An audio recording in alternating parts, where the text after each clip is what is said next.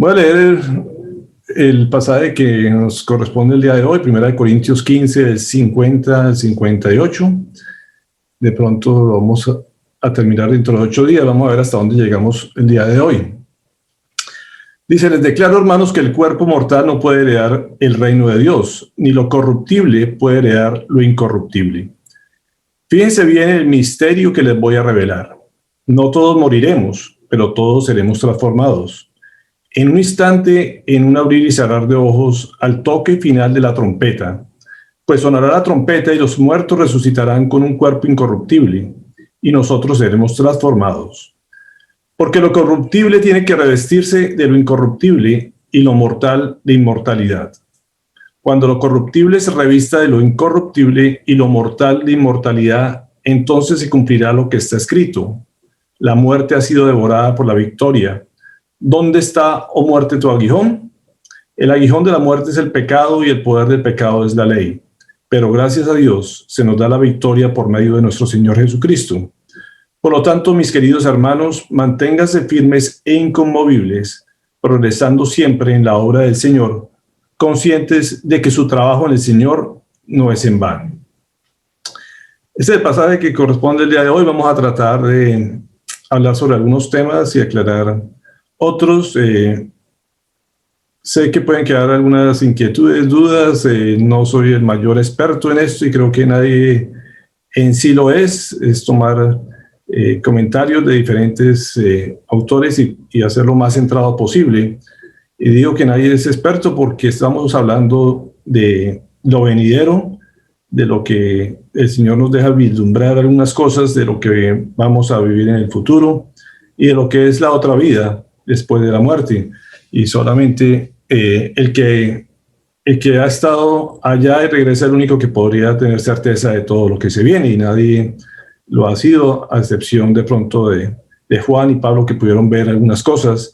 De resto es tomar lo que el Señor nos dice en sus palabras y poder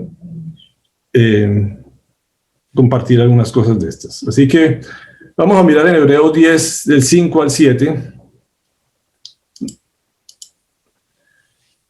Y recordemos un poquito lo que vimos hace 8 días. Y esta frase para mí fue bien especial de la predicación de hace 8 días. Dice: por eso al entrar en el mundo, Cristo dijo: a ti no te complacen sacrificios ni ofrendas. En su lugar me preparaste un cuerpo. No te agradaron ni holocaustos ni sacrificios por el pecado. Por eso dije: aquí me tienes como el libro de mí. He venido, oh Dios, a hacer tu voluntad.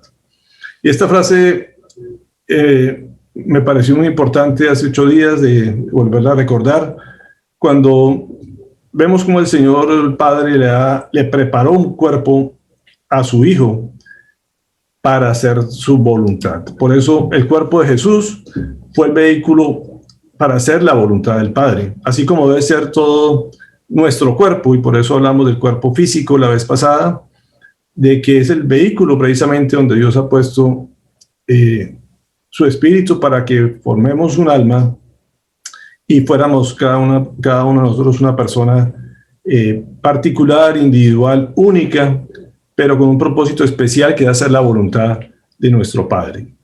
Veíamos que el pecado afectó nuestra alma, mató nuestra vida espiritual. En el momento que el hombre pecó en el Edén, hubo una separación, una falta de comunión con el Espíritu de Dios, y eso precisamente lo hacía que fuera muerto espiritualmente. Pero también afectó nuestro cuerpo, y ahí apareció la enfermedad y apareció también la muerte, contrario a lo que el Señor quería que fuera el cuerpo nuestro. Así que por eso nos toca hoy hablar de la muerte, nos toca hablar de la vida venidera, porque el hombre pecó y por eso la paga del pecado es muerte, dice la palabra. Así que por eso vino la muerte a este mundo y a nuestro cuerpo. Y hablando del cuerpo, precisamente tenemos que recordar Romanos 7:23, dice: por eso, pero me doy cuenta que en los miembros de mi cuerpo hay otra ley, que es la ley del pecado. Esta ley lucha contra la ley de mi mente y me tiene cautivo. Así que Pablo decía a los romanos eso: el cuerpo se rige a veces por la ley del pecado. Esa es la ley que a veces manda y hace que nuestra mente, nuestras emociones y todo también se alteren, y a veces se ve uno preso de ese pecado. Eso es lo que busca el pecado, siempre cautivarnos, tenernos atados a él, y precisamente lo que el Señor hace cuando entra en nuestras vidas, transformar todo eso para que seamos sanados, como hablábamos ayer también, y liberados. No solamente la salvación es contar con la vida eterna, sino que además nos libera de todas las ataduras emocionales y mentales, pero además nos sana físicamente. Así que hay que salirnos de esa ley del pecado para vivir conforme a la ley de Dios y su gracia. Ahí adelante dice, ahí atrás, perdón, dice Romanos 6, 12 y 14, dice: por lo tanto, no permitan ustedes que el pecado reine en su cuerpo mortal, ni obedezcan a sus malos deseos. No ofrezcan los miembros de su cuerpo al pecado como instrumentos de injusticia. Al contrario, ofrezcan más bien a Dios como quienes han vuelto de la muerte a la vida, presentando los miembros de su cuerpo como instrumentos de justicia. Así el pecado no tendrá dominio sobre ustedes, porque ya no están bajo la ley, sino bajo la gracia. Así que con el poder del Espíritu Santo, cuando estamos en la gracia, por esa elección que el Señor hizo de nosotros para que vivamos para Él, tenemos que abandonar ese pecado y debemos estar libres de toda atadura que el pecado quiera gobernarnos. Por eso el pecado no puede ser el rey de nuestros cuerpos. Tenemos que gobernarlo con el Espíritu Santo, porque nuestro cuerpo, como dice la palabra, le pertenece a Dios no solamente porque nos creó, sino por la redención. Ahorita al final vamos a hablar un poquito de la redención, que es el pago del pecado, el pago que hizo el Señor por nuestros cuerpos para librarnos del pecado. Así que le pertenece doblemente, no solamente porque nos creó, sino también que pagó por nuestros cuerpos. En este pasaje, el versículo 50 dice: les declaro, hermanos, que el cuerpo mortal no puede heredar el reino de Dios, ni lo corruptible puede heredar lo incorruptible. Así que tenemos un cuerpo terrenal, pero tenemos que ser transformados a un cuerpo celestial. El primero ha sido corrompido por el pecado y es corruptible, pero tenemos que heredar un cuerpo en el cual no se va a corromper de ningún aspecto, y es un cuerpo celestial y es un cuerpo eterno. Al ser incorruptible se vuelve eterno, y ese es el cuerpo que el Señor ha prometido para sus hijos. Pero antes tiene que haber pasado algunas cosas que vamos a mirar en este pasaje. Así que hablábamos también de que el cuerpo, alma y espíritu, que el cuerpo vuelve al polvo, el espíritu vuelve a Dios. El alma pecadora morirá, es el destino del alma que peca, pero el alma arrepentida vivirá por la eternidad con el Señor.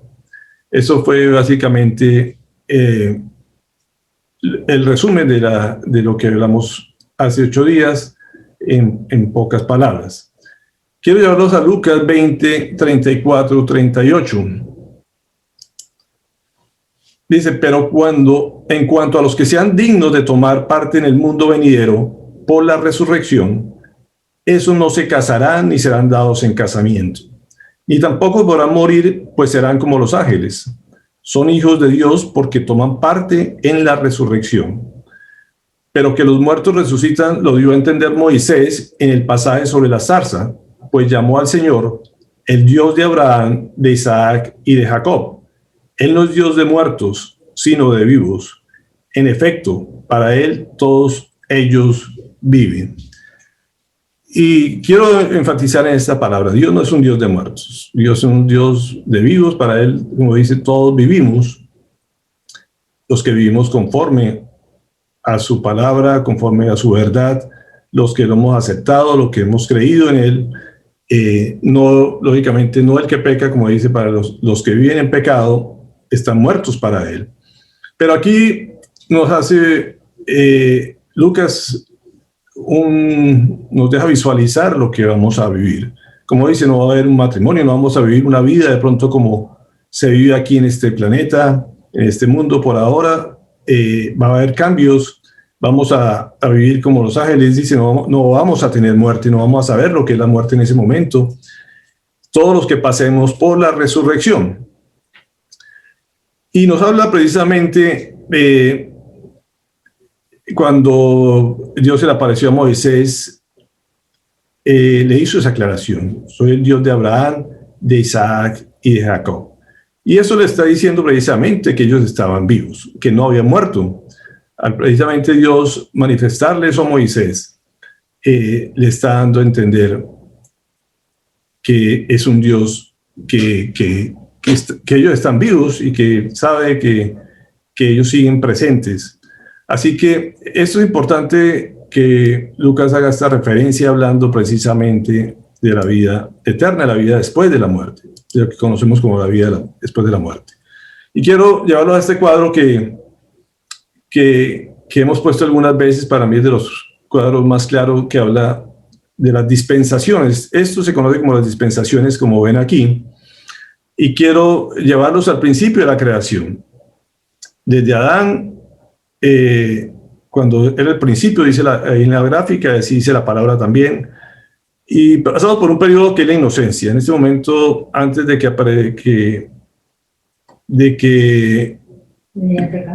llegara el pecado, en cierta manera, era una época de inocencia. Después vemos cómo son expulsados del paraíso y empieza a hacer su efecto del pecado cuando Abel,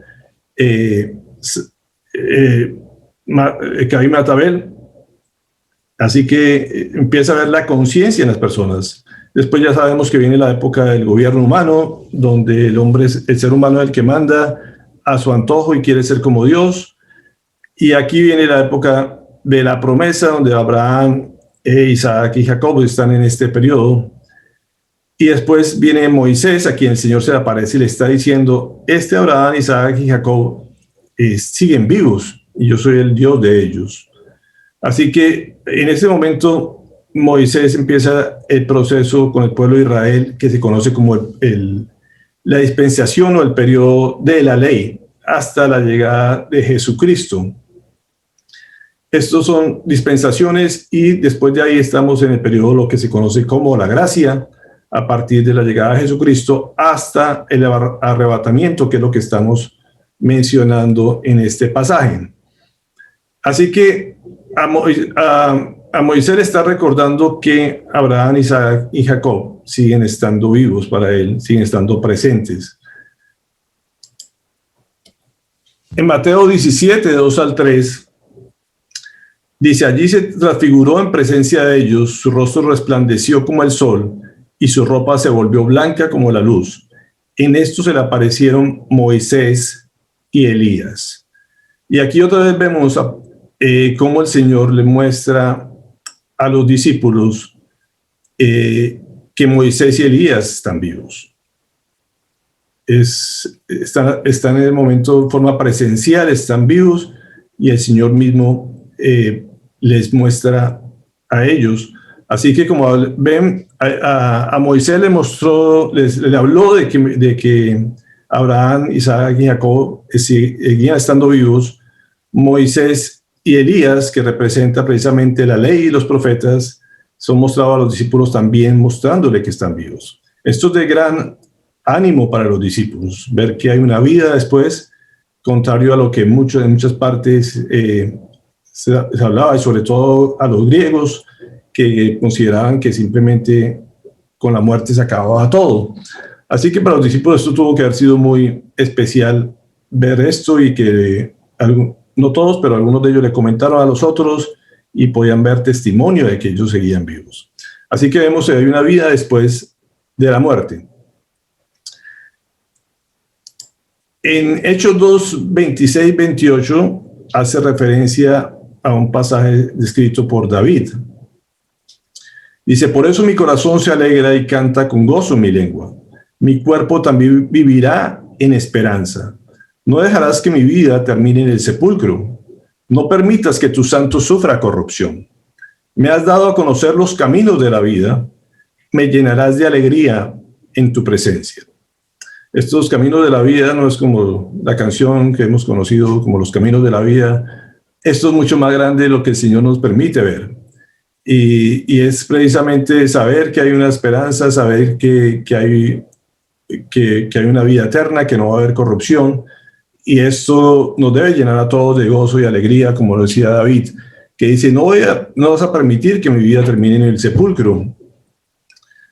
En algunas versiones aparece como en el Sheol, en algunas traducciones, y aquí hablan del sepulcro y dice, sobre todo me das a conocer los caminos de la vida. Y tenemos que entender que solamente hay dos caminos, y voy a utilizar algunas gráficas para que podamos entender algunas cosas. No quiero que nos enfoquemos en todo lo que muestra esta gráfica, vamos a ir por partes, pero lo cierto es que hay dos caminos y hay dos destinos. De esto quiero resaltar en esta gráfica. Hay dos caminos, un camino espacioso por donde todo el mundo anda sin conocer al Señor, y también nos habla que hay un camino angosto y una puerta estrecha. Así que esa puerta estrecha nos lleva por un camino estrecho. Y ustedes lo ven aquí en esta parte de la gráfica, que nos habla, uno es el camino espacioso por donde todo el mundo va alejado del Señor, y eso va a lo que nosotros conocemos como el cielo, y muchos también hablan del cielo. El cielo y el infierno son los dos destinos que habitualmente conocemos, pero vamos hoy a profundizar algunas cosas sobre estos dos temas a través de gráficas para tratarlo de hacer lo más claro posible. Pero tenemos que tener claro que hay solamente dos caminos y dos destinos. No hay caminos intermedios en medio de ellos dos. Así que esto es lo que quiero resaltar en esta gráfica, lo que algunos conocen como el cielo y otros como el infierno. No es así de tan sencillo de pronto, y es lo que trataremos hoy de aclarar. Cuando hablamos del infierno, tenemos que diferenciar algunas cosas, que ya Gloria hizo alguna introducción sobre este tema, y vamos a tratar de dar un poquito de claridad a través de esta gráfica también. Nos habla del sepulcro, y ustedes ven aquí arriba, muy superficial, una gráfica mostrando como si fuera la tierra. Y aquí lo vemos el sepulcro como algo muy superficial, lo que ustedes conocen como la tumba, básicamente. Pero también nos habla del Sheol en el hebreo, o Hades en el griego. Son dos términos que se utilizan. Esto, en la palabra hay una división interna de este área, que lo pueden ver aquí en la gráfica. Están considerados como lo más profundo de la tierra, están dentro de la tierra o en el núcleo central de la tierra. En algunos pasajes se conoce como lo más profundo de la tierra, y eso los ubica en un espacio geográfico dentro de este planeta Tierra. Pero en este Sheol o Hades hay dos compartimientos. Uno que se conocía como el seno de Abraham, y algunos pasajes lo menciona como el paraíso, y otro como un lugar de tormento. Y eso nos diferencia estos dos, una partición de este Hades o Sheol. ¿Y de dónde sale esto? Y lo vamos a mirar en un pasaje que el mismo Jesucristo hace mención. Algunos consideran que por ser parábola esto no es real, pero si vemos, ninguna de las parábolas que el Señor Jesucristo utiliza cosas ficticias o cosas irreales, o todo lo que él utilizaba era para que la gente comprendiera sobre algo real. Y hace esta parábola que es famosa, y lo voy a leer en una versión hebrea. Dice: con el tiempo el mendigo se murió y fue llevado por los ángeles junto a Abraham, y el hombre rico también se murió y fue enterrado. En el Sheol, donde se hallaba en tormento, el hombre rico levantó la vista y vio a Abraham a lo lejos con Eleazar a su lado, Eliseo. Entonces le gritó: Padre Abraham, ten misericordia de mí y envía a Eleazar sencillamente para que moje la punta de su dedo en agua y refresque mi lengua, porque estoy en agonía en el fuego. Sin embargo, Abraham le dijo: Hijo, recuerda que cuando estabas vivo tuviste las cosas buenas, mientras que él tuvo las malas, pero ahora tiene su consuelo aquí, mientras que tú eres el que está en agonía. Pero eso no es todo. Entre tú y nosotros existe un profundo abismo, de manera que los que quisieran pasar de aquí a ti, no puede ni puede nadie cruzar desde allí hasta nosotros. Y aquí el Señor precisamente nos habla de lo que es la vida allá y cómo se diferencia. En esta gráfica sencillita que ven ahí, como ven, solamente quiero que se enfoquen en la parte de abajo. No quiero que detallemos la parte de arriba. Como ven, hay un sepulcro que es el sitio donde lo entierran a uno. Pero aquí abajo ustedes ven lo que se conoce como el Hades. Algunos versículos aquí están hablando de esto. Pero entre esta parte y lo que se conoce como el cielo hay un gran cima o un gran abismo que en algunos pasajes se habla.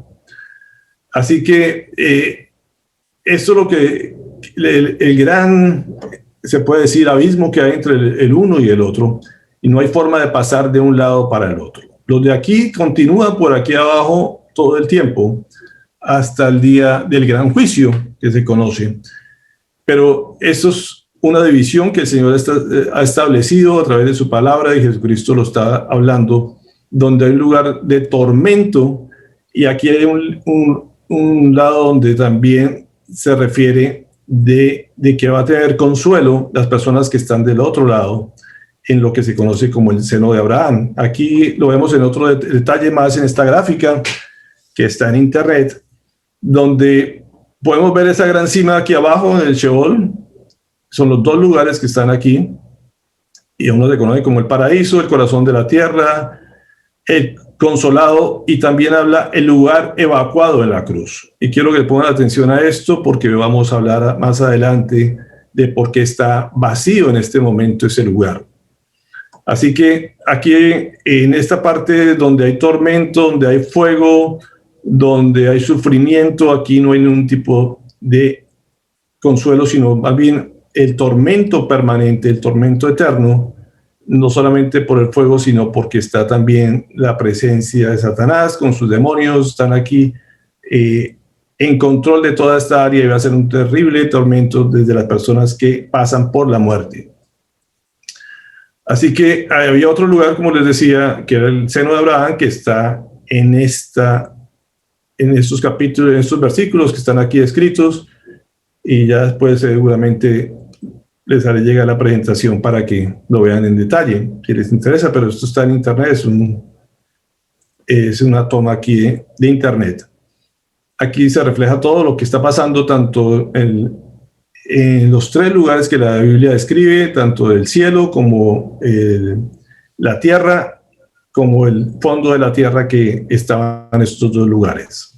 Así que después entraremos a ver algunos detalles adicionales. Lo cierto es que hay un gran abismo, lo que dividía estos dos lugares. Aquí más sencillito, más claro la gráfica, todo resumido. Y básicamente la idea es resaltar esto: el lugar malo, Sheol, la parte de tormento, el seno de Abraham, y esto se separa después aquí cuando vemos la ascensión de Cristo después de la resurrección, que ya entraremos a mirar eso, y se convierte en el cielo, y sigue apareciendo el lugar malo, el Hades, aquí abajo. Así que este seno de Abraham pasa a ser el cielo o paraíso después de la muerte de la muerte y resurrección del Señor Jesucristo. Espero que con este quede más claro, y miraremos lo que pasa de ahí en adelante. Aquí vemos otra vez la gráfica, y esto para que solamente ubiquemos este momento especial. Aquí se parte en dos después de que Jesucristo es crucificado, que muere, y pasa ese periodo de transición donde el Señor, vamos a ver qué es lo que sucede a partir de este momento, cómo hace para vaciar esa parte de abajo de la tierra, que es conocido como el seno de Abraham, y es llevado a la ascensión de Cristo. Entonces la gráfica esta es para que recordemos de qué momento estamos hablando y cuándo se da lo que 1 Corintios 15, 55 nos dice: ¿dónde está, oh muerte, tu victoria? ¿Dónde está, muerte, oh muerte, tu aguijón?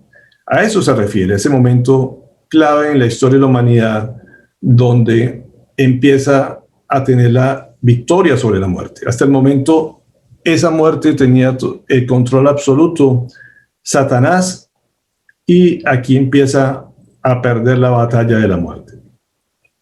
Segunda Timoteo 1, 9, 10 nos dice: pues Dios nos salvó y nos llamó a una vida santa, no por nuestras propias obras, sino por su propia determinación y gracia. Nos concedió este favor en Cristo Jesús antes del comienzo del tiempo.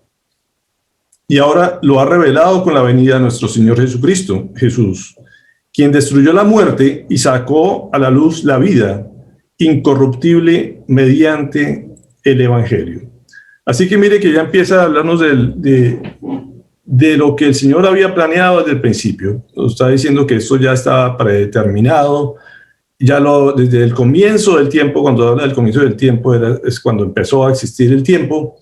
En el principio, como dice la palabra de Dios, Dios ya nos había dado por determinación y por su gracia, que es el regalo del Señor, darnos esa salvación de la muerte a través de su Hijo Jesucristo. Y destruyó la muerte, dice, pero lo sacó a través del Evangelio. El Evangelio es el que nos ha dado la posibilidad, son las buenas nuevas, las buenas noticias de que la muerte ya no tiene dominio sobre el hombre, sino que la batalla fue ganada. ¿Y cuándo empieza a ser ganada? Precisamente empieza a ser ganada en la cruz, por la sangre, por lo que fue pagado por nosotros. Ese era el precio de darnos esa libertad, de esa salvación, de esa vida eterna. Pero después de la muerte, como decíamos, Jesucristo también bajó al sepulcro. Y no solamente quedó en el sepulcro, sino que fue a ese lugar, precisamente, nos dio ahora la palabra, para continuar la batalla así de frente contra Satanás. Fue un tiempo de batalla, de lucha, para rescatarnos de sus garras.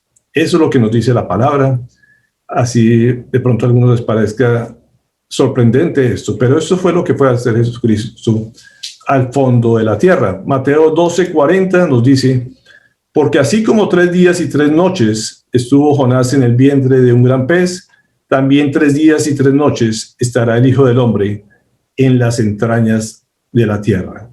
Así que nos hablaba que esos 3 días en que Jesucristo lo sepultan y es resucitado, está en ese lugar, en las entrañas de la tierra. Nos vuelve a ubicar en el fondo de este planeta Tierra, en el centro donde la ciencia hoy conoce que es un sitio de fuego, que es una bola de fuego. A ese lugar que se conoce como el Sheol, o el infierno, o las entrañas de la tierra, también fue el Señor Jesucristo llevando el pecado que en ese momento llevaba en su carga de todos los pecados del mundo. Ese pecado también fue llevado allá y fue a luchar a vencer a Satanás y quitarle ese dominio de la muerte. Primera de Pedro 4:6 dice: por eso también se les predicó el Evangelio aún a los muertos, para que a pesar de haber sido juzgados según criterios humanos en lo que atañe al cuerpo, vivan conforme a Dios en lo que atañe el espíritu. Entonces también, ¿qué fue a hacer el Señor allá, aparte de pelear con Satanás? Fue a predicar el Evangelio, a darle esas buenas noticias a las personas que vivieron antes que Él y que no pudieron conocer eso. En Hebreos 2:14, 16 nos confirma, dice: por tanto, ya que ellos son de carne y hueso, Él también compartió nuestra naturaleza humana, para anular mediante la muerte al que tiene el dominio de la muerte, es decir, al diablo, y librar a todos los que por temor a la muerte estaban sometidos a esclavitud durante toda la vida, pues ciertamente no vino en auxilio de los ángeles, sino de los descendientes de Abraham. Y aquí este pasaje nos hace una claridad. No vino a auxiliar a los ángeles caídos que se habían revelado ante él. Vino a predicar a los descendientes de Abraham. Entonces, si ustedes se acuerdan del cuadro de dispensación, estamos viendo que de Abraham en adelante, a Moisés y todo lo de la ley, que no conocieron esa parte del Evangelio, esas buenas noticias, y no conocieron la gracia, tuvieron la oportunidad de que Jesucristo mismo fuera a predicar allá, a ese lugar donde estaban, en el seno de Abraham. Entonces, por eso la Biblia aquí habla precisamente de los descendientes de Abraham, que era el seno de Abraham, donde estaban las personas en ese lugar de consuelo que se conocía para que conocieran el Evangelio. Así que era importante, como dice la palabra, es importante creer en el Señor, es la única forma de salvación y tenían que escucharlo para creer en Él y no solamente haber conocido la parte de la ley, sino que ellos conocieron el Evangelio del Señor a través del mismo Jesucristo predicándoles esa palabra. Primera de Pedro 3, 18, 20 dice, porque Cristo murió por los pecados de una vez por todas, el justo por los injustos, a fin de llevarlos a ustedes a Dios. Él sufrió la muerte en su cuerpo, pero el Espíritu hizo que volviera a la vida. Por medio del Espíritu fue y predicó a los espíritus encarcelados que en los tiempos antiguos, en los días de Noé, desobedecieron. Y aquí Pedro nos abarca todavía un área más. Dice que fue para predicar a los espíritus que estaban encarcelados. ¿Por quién? Por el diablo. El diablo tenía esos espíritus encarcelados en ese lugar, porque estos estaban desde antes todavía de Abraham. Está hablando de los que estaban en los antes de Noé, o sea, en los tiempos de Noé, que simplemente no conocían ley, simplemente era por su conciencia, y esos espíritus los tenían encarcelados, Satanás, esperando precisamente que el Señor pueda liberarlos.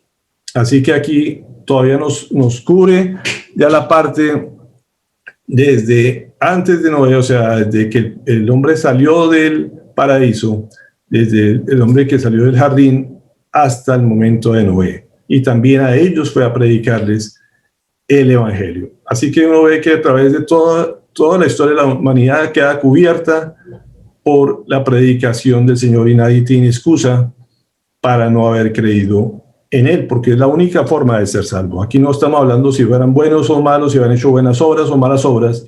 Aquí estamos hablando que Jesucristo mismo fue a predicarles para que creyeran en Él, porque solamente por medio de Él hay salvación. Efesios 4, 8 nos dice, por esto dice, cuando ascendió a lo alto, se llevó consigo a los cautivos y dio dones a los hombres.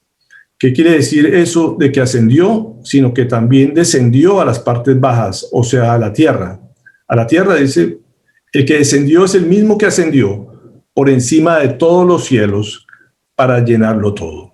Y aquí nos habla precisamente de los tres lugares que nos habla la Biblia. Nos habla de ese sitio en el fondo de la tierra, nos habla de la tierra, nos habla de los cielos. Y aquí, como ven, los cielos vienen en plural porque hay varios cielos también, que en algún momento, de pronto hoy no lo tocamos, pero en algún momento lo hablaremos, pero Pablo habla de que él vio lo que había en el tercer cielo, así que hay varios niveles de cielos, y eso es lo que nos habla en este pasaje de Efesios. Apocalipsis nos dice también, nos confirma esto, dice, y el que vive, estuve muerto, pero ahora vivo por los siglos de los siglos, y tengo las llaves de la muerte y del infierno. Como ven, es las llaves de la muerte que antes tenía Satanás y el infierno, ya ahora las tiene en su poder Jesucristo. Ya vemos al final de toda la historia cómo él ya estaba en posesión de esas llaves y ya tenía control sobre la muerte y sobre el infierno. Efesios 2, 5, 6 dice, por gracia, que es por regalo, por un don de Dios, ustedes han sido salvados. Y en unión con Cristo Jesús, Dios nos resucitó y nos hizo sentar con Él en las regiones celestiales. Fíjense que aquí estamos hablando de un presente. Primero nos habla de que ya somos salvos por gracia, pero que en unión con Cristo Jesús, por estar unidos a Él, ya nos resucitó. Como les decía, los que no conocían al Señor estaban muertos espiritualmente. Pero en el momento que nosotros conocemos al Señor y lo aceptamos, el Espíritu de Él viene a vivir en nosotros, en nuestro espíritu, y en ese momento ya nos hace sentar con Él en las regiones celestiales. Parece una imagen figurativa, pero real. Ya empezamos, como les decía en el capítulo anterior, a vivir dentro del reino de Él, así estemos en este cuerpo. Pero aquí tenemos que ubicarnos y hablábamos también hace unas semanas sobre el pasaje en la cruz, lo que sucede en la cruz, y aquí nos habla de un lugar diferente donde el Señor nos envía, diferente al Sheol. Ya aquí no nos habla del Sheol, sino que en este pasaje, que es uno de los testimonios más grandes de fe, cuando el preso, el que estaba preso y estaba al lado de la cruz de él, le hace esta petición a Jesús y así le contesta. Le digo, luego dijo, Yeshua, acuérdate de mí cuando vengas como rey. Lo estaba reconociendo como rey y está afirmando que va a volver. Yeshua le contestó, sí, te prometo que hoy estarás conmigo en Gan Edén. Gan Edén es en el paraíso, lo que se conoce como el paraíso. Ustedes ven la palabra Edén y les hace recordar el paraíso terrenal cuando fue creado el hombre. De ese mismo paraíso es el que el Señor nos habla, y la palabra paraíso significa jardín.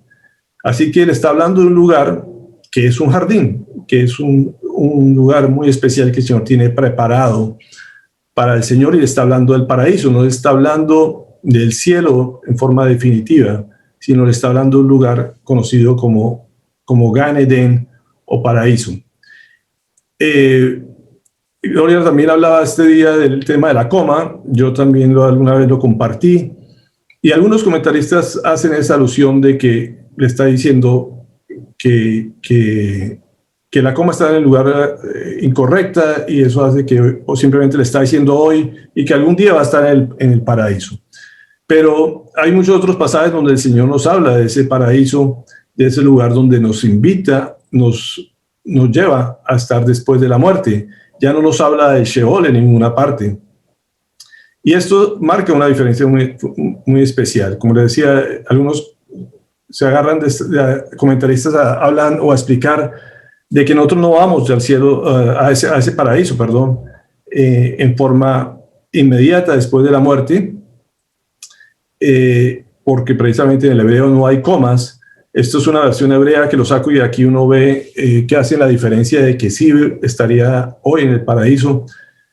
Y hay muchos pasajes donde nos hablan de que vamos a su presencia, y quiero compartirles algunos de ellos. Como digo, son posiciones, yo me identifico con esta posición, pero no quiere decir que tenga completamente veracidad. Hay gente seria también que opina lo contrario, y es muy respetable, pero quiero que cada quien tome las conclusiones de acuerdo a lo que el Señor les hable en estos pasajes.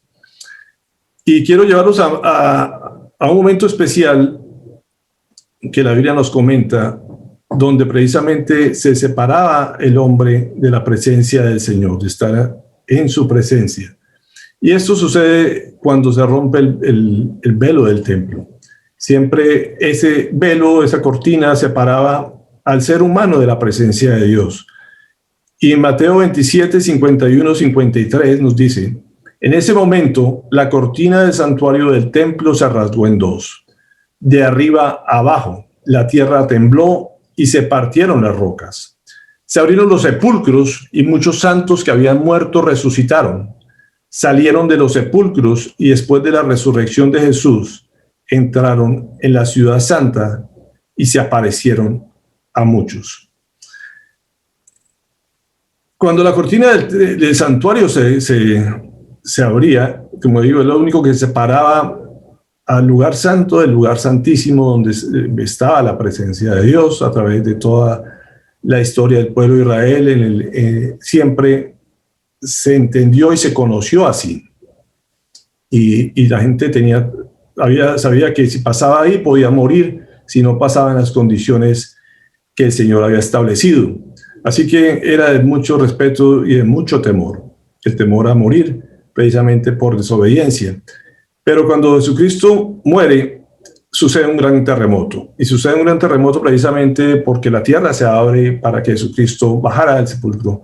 Pero cuando sale también hay un gran terremoto. Hay dos grandes terremotos en ese momento. Eso quiere decir que la tierra se movió completamente cuando Jesucristo salió nuevamente del sepulcro. Salió de la tumba que conocemos, que está vacía, Pero también nos habla de que salieron muchos muertos, que muchos muertos resucitaron. No solamente Jesús resucitó, sino que resucitaron muchos muertos. Después de la resurrección de Jesús, dice que entraron a la ciudad y se le aparecieron a mucha gente.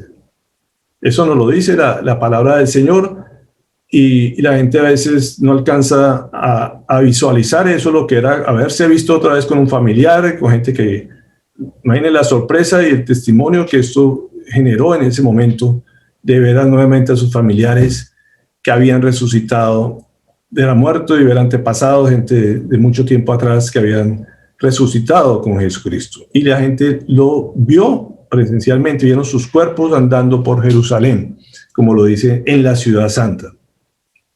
En Juan 14, 1-3 nos dice: no se angustien, confíen en Dios y confíen también en mí.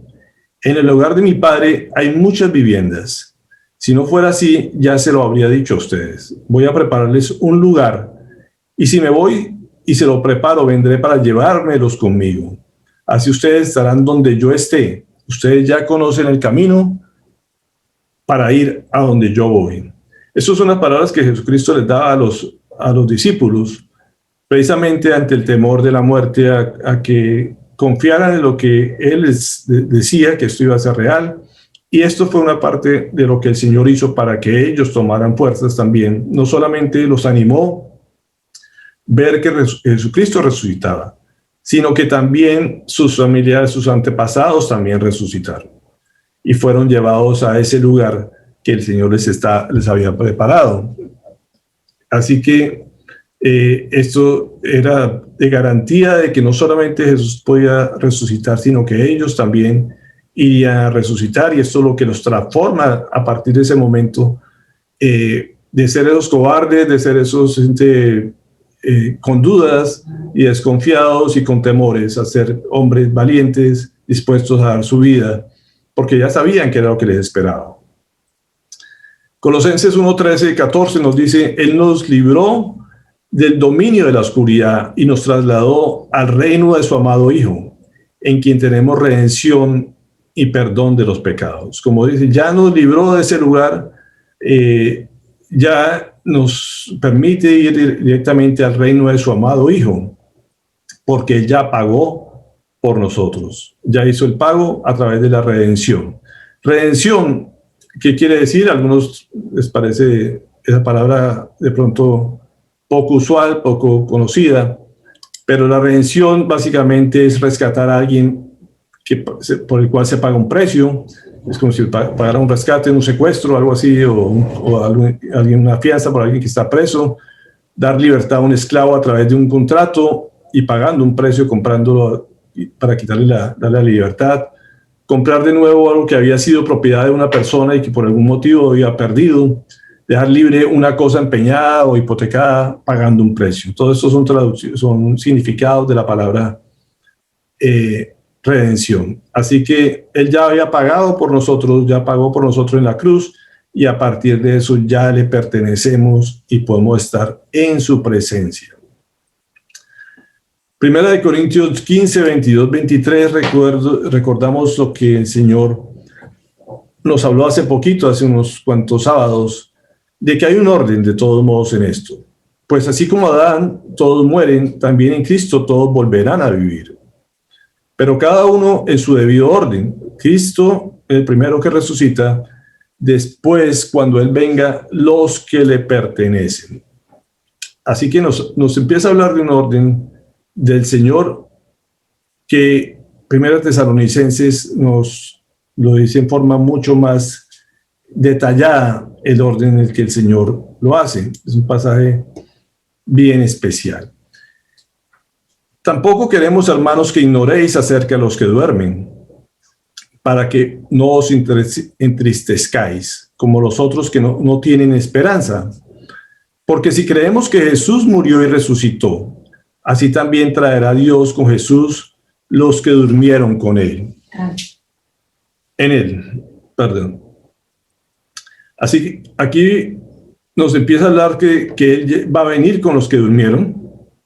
Por lo cual os decimos esto en palabra del Señor, que nosotros que vivimos, que habremos quedado hasta la venida del Señor, no precederemos a los que durmieron. Porque el Señor mismo, con voz de mando, con voz de arcángel y con trompeta de Dios, descenderá del cielo, y los muertos en Cristo resucitarán primero. Luego nosotros, los que vivimos, los que hayamos quedado, seremos arrebatados juntamente con ellos en las nubes para recibir al Señor en el aire, y así estaremos siempre con el Señor. Por tanto, alentados los unos a los otros. Como ven, en este pasaje está hablando como Pablo como si él le fuera a corresponder ese arrebatamiento que nos habla aquí. Nos habla de lo mismo que estamos leyendo en 1 Corintios, son los dos pasajes que nos hablan de ese día glorioso, de ese momento cuando suena la trompeta, y al final de la trompeta, como dice, esta trompeta va a ser que los que hayan muerto van a resucitar. Pero ahí viene la pregunta que también a mí me inquietaba por mucho tiempo y he tratado de buscar una explicación. Si nosotros vamos a su presencia en el momento que morimos, y después nos dice que nos traerá a esta tierra para encontrarnos con los que son arrebatados. Entonces, ¿cómo vamos a resucitar? Tenemos que recordar que lo que resucita en este momento es el cuerpo, por el cual también pagó. Nuestra alma va a estar en el paraíso, vamos a bajar con él para resucitarnos y volver a ocupar ese cuerpo, pero ese cuerpo ya glorificado. Es lo que algunos comentaristas también anotan. O sea, nosotros vamos a estar en su presencia, vamos a bajar con él, como dice él, nos traerá Dios con Jesús a los que durmieron, o podemos estar durmiendo con él, y todos los que duermen con él, que es la palabra, como dice aquí, no habla de los que murieron en él, sino los que durmieron en él, nos hace la aclaración. Y eso debe ser lo que nos alienta, porque vamos a venir a que sea resucitado el cuerpo y vamos a ocupar ese cuerpo después glorificado. Eso es lo que nos habla precisamente 1 Corintios 15, 50, 52, que es el pasaje que estamos tocando el día de hoy. Dice, fíjense bien el misterio que les voy a revelar. Esto es una revelación porque hasta el momento ni los hebreos ni ninguna parte del pueblo judío sabían ni tenían claro qué pasaba después de la muerte. Para ellos simplemente iban al seno de Abraham o al infierno o al Sheol, como conocían, eran los lugares que ellos conocían. Pero esto es una revelación que el Señor le hace a través de la gracia. Dice, no todos moriremos, pero todos seremos transformados. En un instante y un abrir y cerrar de ojos, al toque final de la trompeta, pues sonará la trompeta y los muertos resucitarán con un cuerpo incorruptible y nosotros seremos transformados. Así que el pasaje precisamente nos habla de esta transformación que vamos a tener que podemos tener algunos en vida, y nos habla de lo que se conoce como el arrebatamiento. Hasta el momento aquí se sabía que todos morían. Aquí hay una gran revelación que de pronto algunos no mueren. Y eso nos dice que simplemente seremos transformados sin pasar por ese proceso de la muerte. O sea, vamos a tomar ese cuerpo celestial, ese cuerpo glorioso, y vamos a ir de una vez a su presencia. Pero el resto vendrá con él en su espíritu, vendrá a unirse a ese cuerpo también por el cual el Señor pagó. Entonces el Señor no solamente pagó un precio por nuestra alma, sino por nuestro cuerpo también, que va a ser glorificado. Entonces aquí nos dice que no todos van a resucitar, pero todos van a ser transformados a tomar ese cuerpo incorruptible al final de la trompeta.